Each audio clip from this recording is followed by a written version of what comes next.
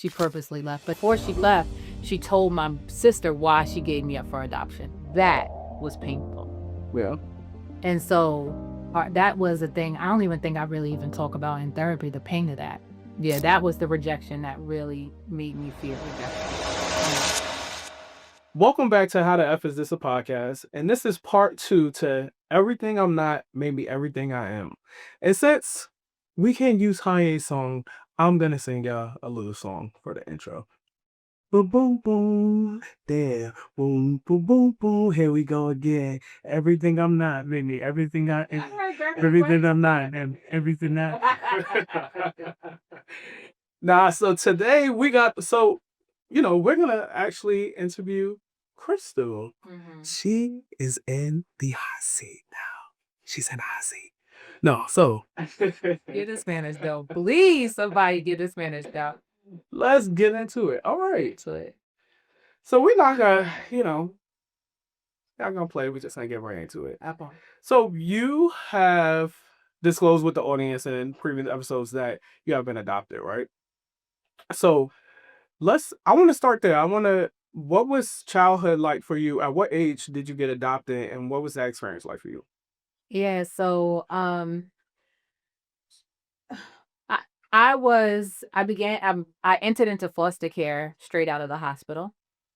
I remember my mother, when I say my mother, I mean my adopted mother. I remember my mother sharing the story about how um they called her to say that there was a baby left at the hospital Yeah. and if she has space. My mom was a foster mother, so she had a lot of other kids.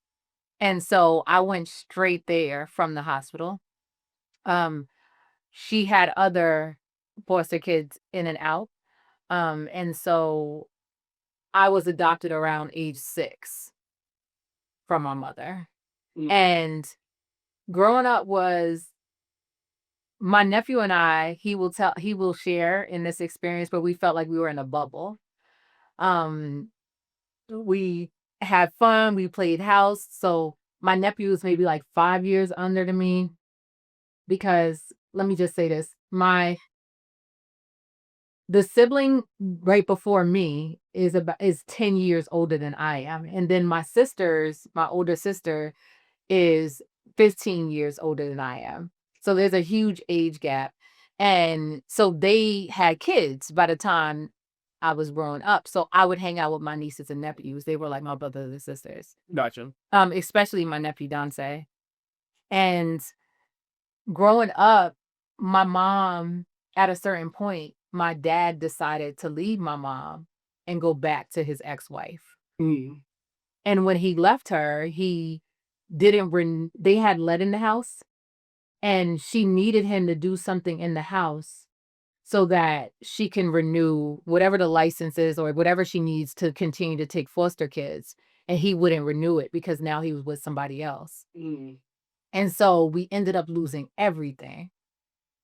And my mom ended up moving. Well, I was born or raised in Austin, New York, so I was there at the time, and she ended up moving a lot. And I just remember us moving a lot. And each time we moved, it was the quality of the housing got lower and lower. Yeah. And so we moved with at a certain point we ended up moving to Peekskill, New York, and we lived with my uncle. And my mom and I stayed in their back room on an air mattress for months until my mom was able to get enough money to rent us an apartment. And so I was in Peekskill for a little bit. And then at a certain, she got another job and we ended up moving to Greenberg. And this is when we got into like luxury. Like my mom did her thing. I don't know. She got a good paying job. She got his back on top. And I moved to Greenberg when I was in about 7th or 8th grade. Yeah. And yeah, new girl. Um, and just met a couple of my friends then. But I didn't really realize what I know now is that my mom was brokenhearted from how my father left her.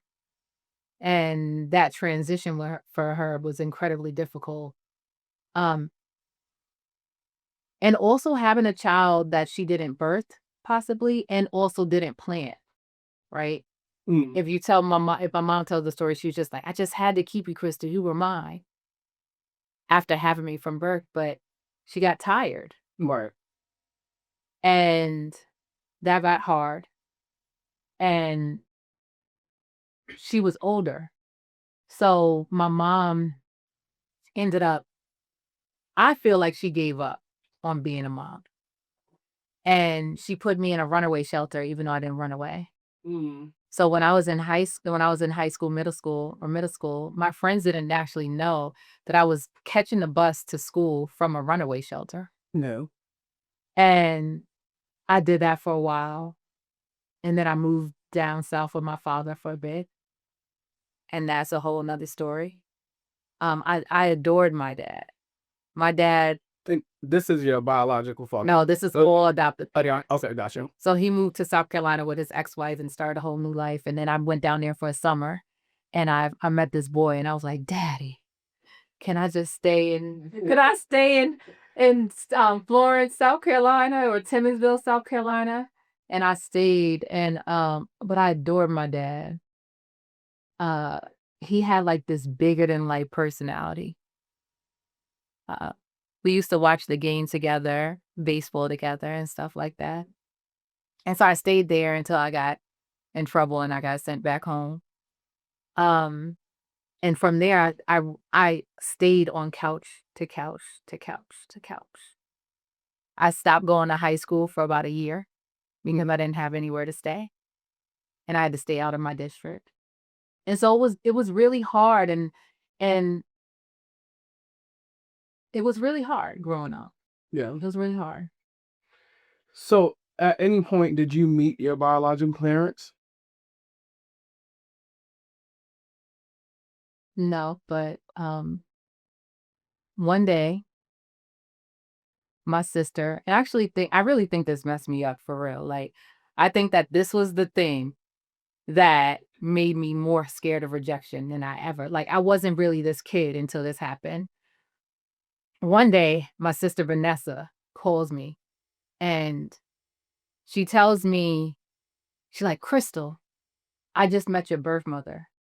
So my sister Vanessa is in, social services, Okay. and she hears the people at social services call some woman's name, and she looks at this woman, and she thinks like, This looks just like my sister." Yeah. And she got her name. I mean, I know my birth mother's name. I got the birth certificate. So we all knew her name. So she's like, "This looks just like my sister, and this is her name." Wow. So my nosy sister was like, "Excuse me, can you come out here for a second? I want to ask you a question." So she asked this woman a question like, "Did you give somebody up for adoption named Crystal?" Right? Mm. And so my birth mother's response was, "First of all, who the heck are you?" And then my sister like, "Listen, I have a little sister." And the woman just starts crying. Mm. And so my sister's like, "Crystal, come to social services." La da da. And I remember getting the call. I was working on spray, and I'm like crying because I'm like, "Oh my gosh, Right. what?" Right? I get down there, she leaves. She not there anymore. I was heartbroken. So she purposely left. She purposely left, but before she left, she told my sister why she gave me up for adoption. Mm. She was 14 when she was pregnant with me, Yeah. and her father forced her to give me up for adoption. Mm. And so after that, like my other sister, Terry, so I didn't meet her. I was devastated. My sister Terry then goes and she's like walking down the street or some crap. My sister Terry met her. So my sister Terry was closer. I was working in like 30 minutes away. So Terry's closer. She met her. Everybody seen her but me. Right. And so Terry one day, she walking in her hood and she see her again. So Terry go up to her, "Hold on, let me talk to you. Like, why you do that to my sister? Yeah. Like, why you leave her?" And I don't know, just talking about it. I don't really talk about that much, but it makes me think of my sister Terry. Like, my sister Terry always, like, advocates for me. She goes very hard for me anyway. So Terry is Dante and Larry's mom. So she Okay, was gotcha. second oldest. Vanessa's the oldest. So Terry go to her. And I just want to make sure the audience understands. So when you talk about your sisters, these are the Adopted sister. Okay, gotcha. Anytime I talk about family, I'm always talking about the adopted family. Okay, gotcha. All right. And so, you know, so she says to her, like, uh, she says to her, what happened? So she's like, I don't even remember what she said. So she's like, well, what's your number? All right, cool. They exchange numbers. My sister Terry called me Crystal. Mm-hmm. I saw Lisa. Here's the number. Call her. So what? Before you called her, what was you thinking when you got the number? Like, if you could travel back in time, like, what were your initial thoughts when you was like, oh, snap, I have my mother's number? Because you was already rejected once, right? Mm-hmm. So now you have this second opportunity that randomly comes. What comes to your head? Maybe she was just nervous the first time around. That was unexpected. Yeah. And so I call her. Mm-hmm. First and only time. First time I hear her voice live. Yeah. And we make a date to meet at the Bayou. It's a place in Mount Vernon. It's New Orleans style. And I'm like, I'm about to be my birth mother for the first time. Right. I've heard that I look like her. My sister, the crazy part is she lives in the town that I'm in. Right. And so I'm like, oh my God. But I heard she like brown skin and she got like a big butt and stuff. She like real shape. Is that where I'm So she has deeper skin tone and all that. And so I have also heard she has other kids. So she has 2 girls. And so I'm like, oh, I'm gonna meet her, gonna see her. Mm. And I remember the day like it was yesterday. Yeah. I'm in the house getting ready for my first mother date. Mm-hmm. My phone falls and it's a BlackBerry. Remember when the BlackBerry batteries used to come out? It took like 30 minutes for the power to come back on. Did you have I had a BlackBerry. Okay. So when the BlackBerry fell out, like my phone just happened to hit the ground. And then it worked no more. Nah, I put it back in. I had a voicemail from her canceling our date. Gotcha. Mm. And that still didn't hurt. It hurt.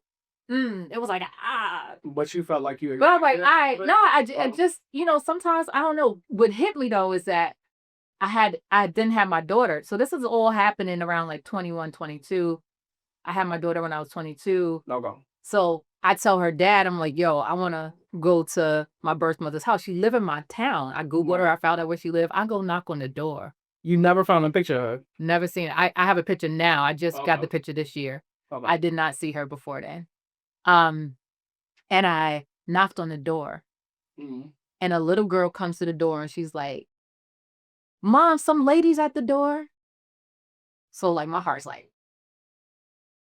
what did you expect this? Like, what was your plan? When you knocked at the door, what did you want to What up? No. What did you want to say? Hi, I'm Crystal. Mm-hmm. No. That's it. That's all I had. And I heard her tell the little girl, who is it? She goes, who are you? I said, Crystal. She goes, Mom, some lady named Crystal. Tell her I'm not home. That. You think she knew? Of course. Mm-hmm. That was painful. Yeah. And so that was the thing. I don't even think I really even talk about in therapy, the pain of that. Yeah. Yeah, that was the rejection that really made me fear rejection. Mm-hmm. The most. So fast forward, you just said that this year you got a picture. Mm-hmm. How did that happen? It finally came up. I've been I found out she went to Mount Vernon High School. I went to Mount Vernon High School. Yeah. I've been searching her name, and finally somebody must have scanned in the yearbook and her picture was there. Mm. Yeah, So do you feel like you look like her? I do. You do? Mhm. She's a beautiful woman. You know, it's wild because it's also like I wasn't even mad at her, and I think, like, if I put in myself in her shoes, you don't know what you're about to expect. And Yeah, I think at the time too. yeah, That was what in the 60s? no, when you mean when she was pregnant? Mm. Yeah, Like 60s, probably yeah. Well, no, 80s. 80s. Mhm. Baba. So, I know she from Kingston, Jamaica. I don't know anything about my dad, but I know I got Jamaican in my blood. I can't speak patois or nothing, like, unfortunately. So was there any time where you like wanted to explore to find out who your father was? Did you try to? I have tried. How about? Yeah, I have done ancestry and all that stuff and Yeah. no success. Mm. Yeah. So it's been interesting because, like, that was hard, right? And I think it's more about the not knowing. Yeah. When you're adopted, you have no history most of the time. Right. So when you go to the doctor's office, what they ask you about? Family Family history. history, right? So I'm always like, I don't know. So really, it's like I'm just trying to figure things out. I don't know nothing about nobody. Yeah. So that has been the hardest part about being adopted. And also just like, wait, I could have little sisters, Right. That would have been cool. Mm. Um, So you never met any aunts, uncles, cousins, all your family is from my your adopted adoption. family. Yeah. Gotcha. So they all I know. Yeah. Which is probably why I hold on to my daughter so tightly, because she's the only blood I have. Right. Um, and so that relationship I'm most proud of because my daughter and I are very close. She still calls me her best friend. And I feel like that's an honor that I made 18 years. You made it that far. I'm like, is she still saying that? Like, I feel like I did a thing. But like that's my blood. But one thing I can say even about that story is that what I've realized, even in that story, and as I continue to grow, is that God, I'm an overthinker Yeah. and I create narratives all the time. Mm-hmm. I work on it, but I don't know if I'm ever going to be like not doing it. Yeah. And God loves me so much that he positioned people in my life to finish the story. Yeah. Because a lot of times people don't know why they were adopted, but I know. Mm. And That's a blessing, yeah. it's such definitely a a like, blessing. and I think like that. Like, I'm Yeah. like, oh my God, you love me this much that you had my sister here at this exact time. And then you had my other sister there at that exact time.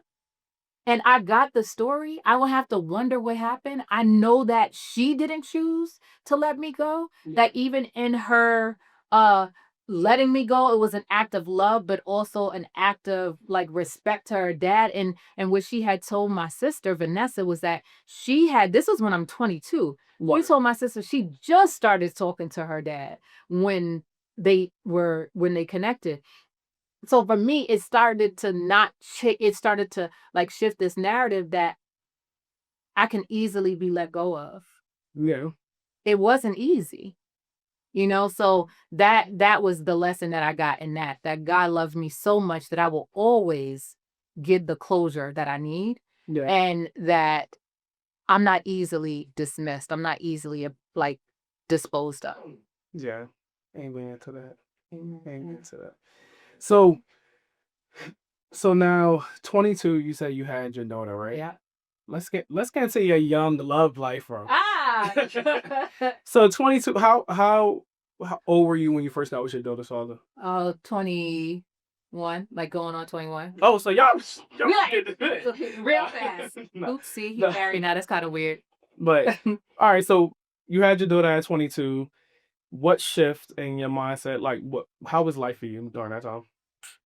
Man, that joy was hard. My daughter's father and I, we broke up shortly after she was born. I think by the time she was 1, we was already over.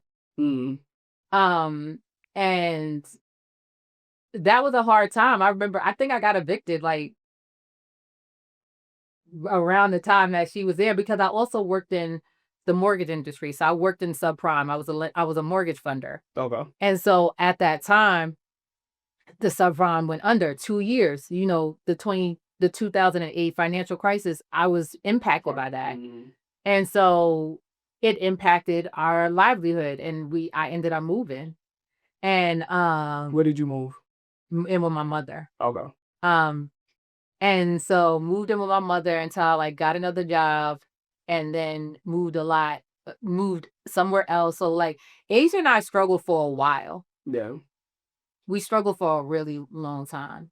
Not Asia because her father, um, even though he really gets on my nerves a lot, and we had to grow together. Like we were both young parents. He doesn't get on my nerves nearly as much as he used to, but at that time we were beefing, like Yeah. just and but he was like more financially stable than I was. So she never really struggled. We always still did for her.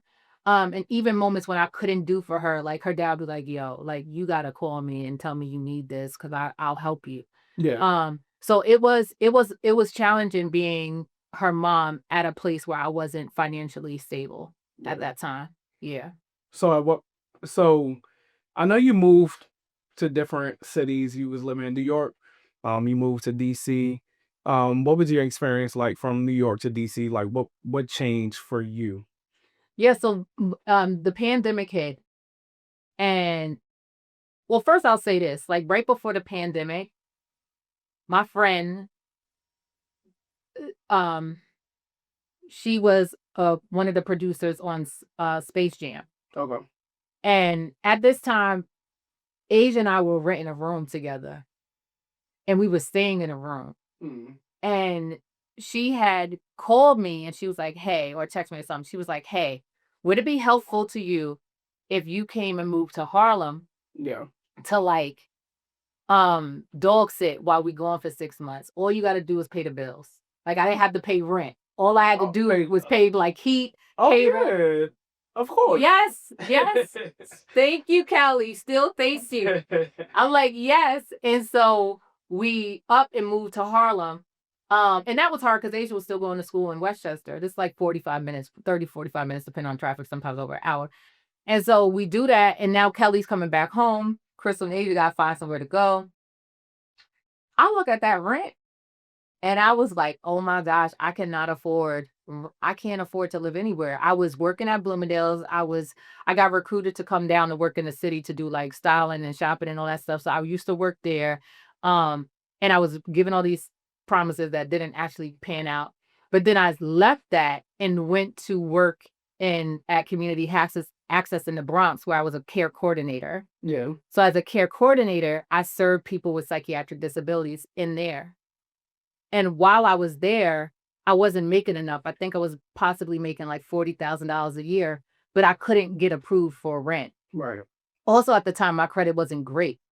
And so I couldn't get approved for rent based off income. I couldn't get approved for rent based on credit. Yeah. So at this time, the guy that I was dating had a lot of money and he paid my rent for like 6 months in advance. He sent me a couple $1,000 and he paid for it.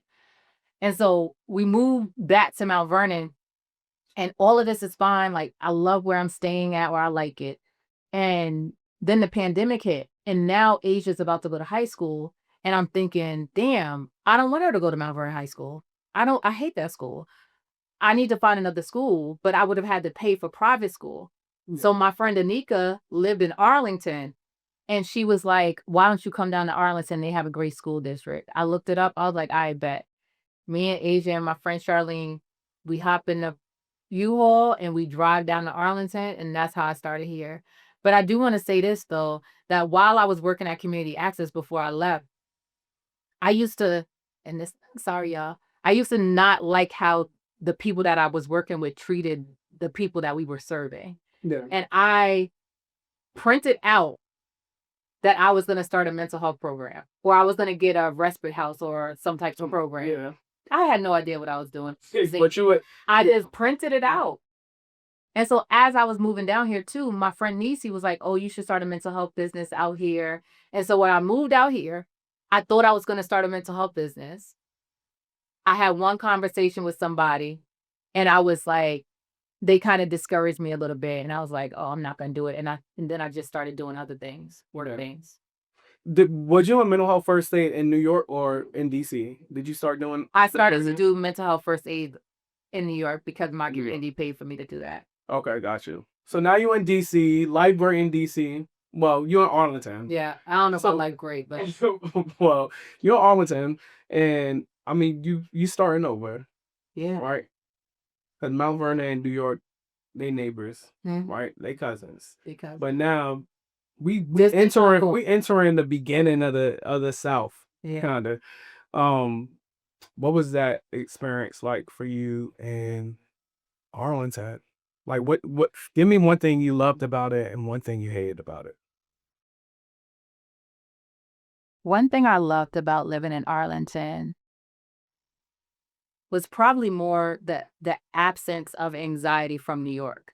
Mm, Like, I love the fact that I didn't feel like this tension anymore. Just, one thing I hated about it was the lack of diversity in Arlington. yeah. You know, um, and I was incredibly lonely. I have a strong church community in New York and also just community in New York. So it was just like, and it was during the pandemic.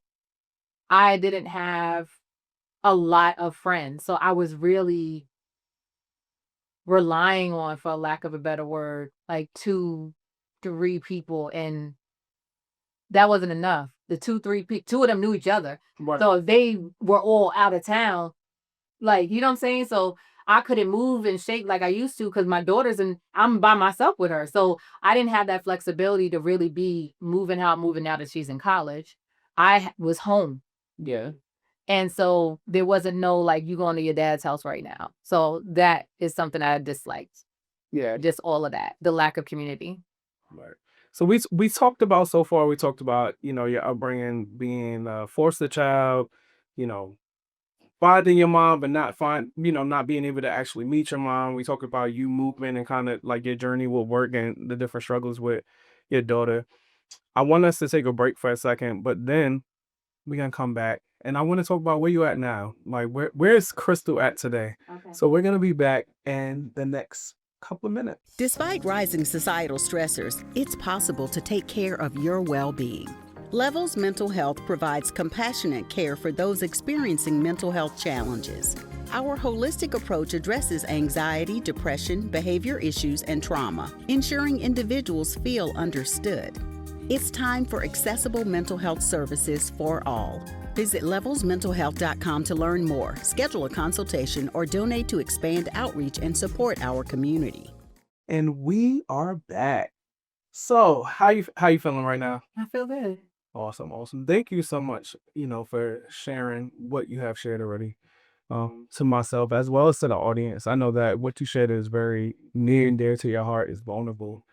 And somebody out there needs to hear what you're saying. What you're saying is very important, right? And there's people out there that have the same story as you. So just seeing, well, we're about to find out where you at today, right? So that you can encourage more people to be bigger and better and know that life is more than, being abandoned and not feeling worthy. Yeah. So we left off about you being at Arlington, your daughter. Right now, Aisha's in college. She's in New York. She's at home with her dad. She's kind of navigating her freshman year. I know. So you left Arlington. You're now in Richmond, Yeah. right? So being in Richmond, I mean, you've been in Richmond for what? From November. 4 months, Yeah. 3, 4 months now. So being in Richmond, another change, another shift in life, right? What's going on? Where you at today? How you feel about it? You know, that's probably the most asked question that I've been getting these last couple of months. People are often asking me, like, how do I like Richmond? And I can never really answer it because I more so think that I like me in Richmond. Mm. Like, I like me. And I don't know if it has to do with Richmond or it has to do with just change. I do really good after the change. During the change, I'm really rocky. But after I kind of am pretty solid on that. Yeah. Um, but I like me. Like I've had 1.5 event or like one in a possible. And yeah, man, my heart is lighter. My heart is lighter. So it just feels right. My friend, since I've been in Richmond, 3 of my friends have visited Yeah. and my near and dear friends. And Portia and Lindsay, they write me love letters all the time. Yeah. And they both wrote me love letters after they left. And Lindsay's love letter, I just saw her. I never check my mail. So she was like, yo, and I just happened to check. She told me to check and I checked it. And she talked about like how happy she felt like I was in Richmond and that I made a good choice. That's good. And that um is good to know because moving to Richmond was hard because I knew Asia was going in the opposite direction. Yeah. And I like to be close enough to her to drive to. Yeah. Um, and so it's really beautiful when your friends see that you have grown and that you are happy, you Yeah. know? Did you feel like you needed that validation from somebody?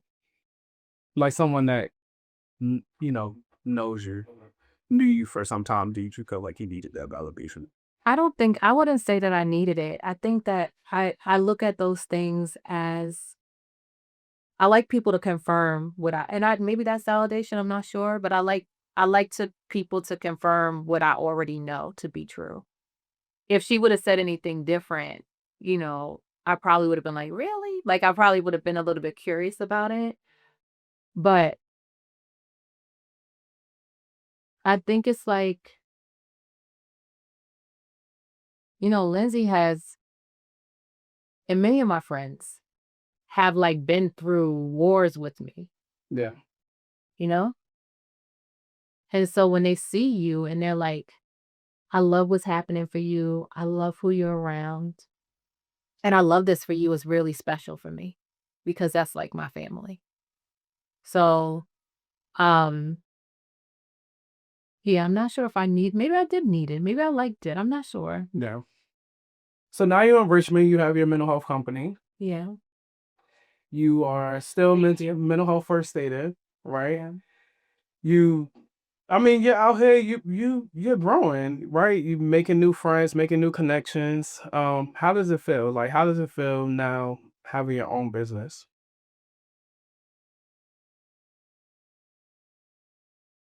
Well, I've been an entrepreneur before having my behavioral health business. Mm. And I think like right now for me, um it feels validating in a way that I can manifest whatever I desire, Yeah. that I can think it and just not put resistance to it and I can have it. I shared earlier how I printed out that I wanted a program. I didn't know that I was going to meet you and you were going to help me get it. I didn't know that. All I knew is that I wanted to do something the right way and serve people in the right way. I didn't know that Nisi was going to like connect me to people that can help me get it done. Right. So like it feels affirming. It feels like anything is possible as long as there's little resistance. And the best part about the whole behavioral health thing is that now I'm not saying that this is right all the time, but I wasn't intentionally going after it. Yeah. It just was like, oh, this turn led me here. This turn led me here. This, you know what I'm saying? Yeah. Like I truly believe that all points led me to people like you and people like Niecy, like, I don't know. I get really corny about this, but sometimes I'm like, all the stars that had to align, all the decisions that I had to make, that you had to make, that Niecy had to make, Yeah. all the moving parts that had to get us right here doing this right now is interesting to me. Yeah.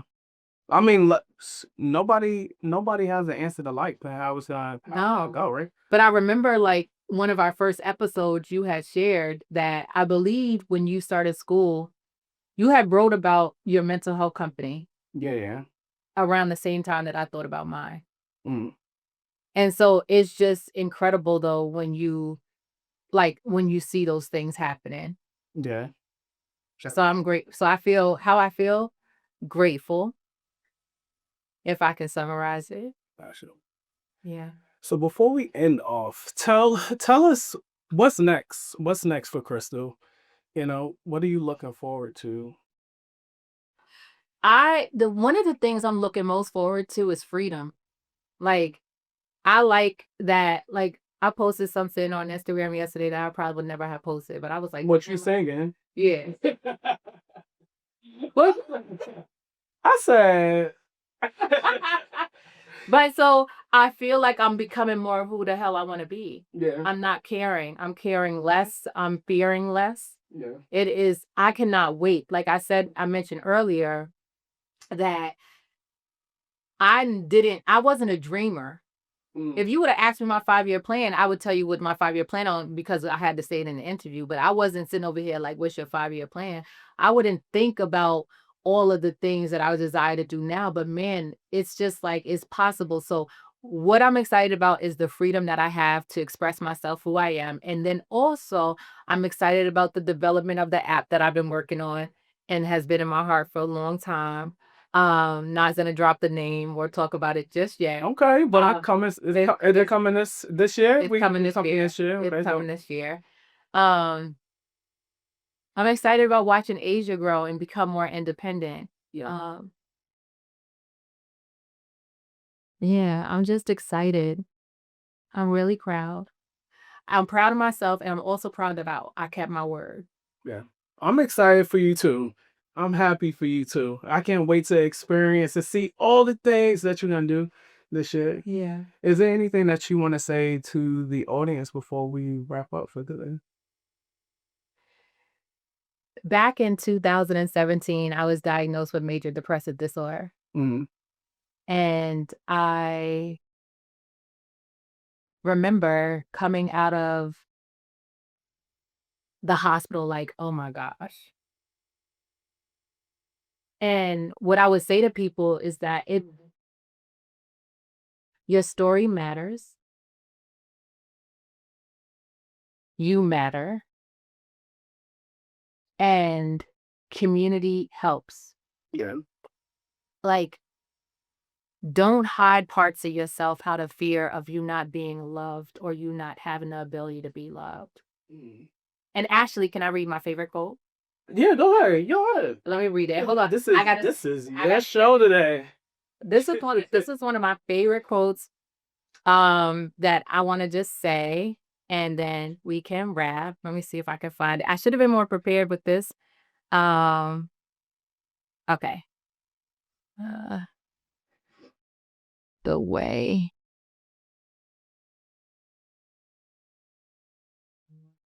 As she's looking for that, you know, like she said, ditto. Um, don't be afraid to seek help. Don't be afraid to look for support. It's important that you have at least one person that can be your support system. You know, and these diagnoses do not define who you are. It doesn't. A lot of times people they get handicapped because somebody gave them this diagnosis of anxiety. So now I'm utilizing this diagnosis of anxiety in every situation. I'm making myself anxious now. I'm making myself feel depressed because somebody told me I was depressed. Yeah. And you can get out of that. Yeah. Don't let people staple something onto you. Yeah. But you find your quote. I did. Okay, that was my inspiration for today. Oh, you felt inspirational. Got that. Let someone love you the way you are, as flawed as you might be, as unattractive as you sometimes feel, and as unaccomplished as you think you are. To believe that you must hide all the parts of you that are broken out of fear that someone else is incapable of loving what is less than perfect is to believe that sunlight is incapable of entering a broken window and illuminating a dark room. Negative snacks on it. That's one of my favorite quotes. No, I love that quote. Who was that by? Mark Hack. Mark Hack. Mhm. Awesome. But y'all follow Mark Hack. I don't even know if he's still alive. Sorry if you are. I have never researched him, but it's my favorite quote. Okay. One of them. Well, thank you Thank you. again for letting me interview you, for being in the hot seat. Yeah, It's been fun being an interviewer. always. I bet so. And no, it has. And I'm gonna say thank you from the audience too, because I know that the transparency that you have given in this episode, they appreciate it too. Thank you again. Look out for our next episode of How to F This a Podcast. Thank you for joining this part 2 interview with us, and we will catch y'all next time. I love you, little. Our little Toy Story. All right.